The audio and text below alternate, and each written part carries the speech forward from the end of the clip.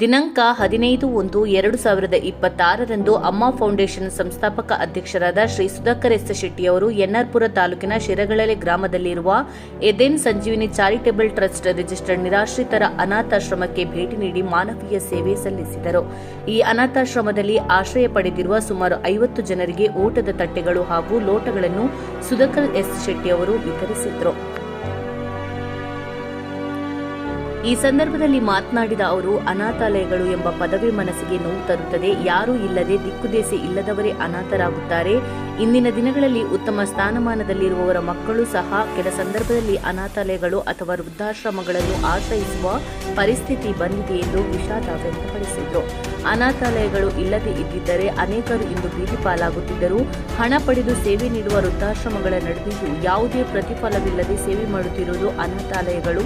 ಆದ್ದರಿಂದ ಇಂತಹ ಅನಾಥಾಲಯಗಳಿಗೆ ಏನಾದರೂ ಸಹಕಾರ ನೀಡಿದರೆ ಅದೇ ಮನಸ್ಸಿಗೆ ನೆಮ್ಮದಿ ಎನ್ನುವ ಮಾತನ್ನು ಒತ್ತಿ ಹೇಳಿದರು.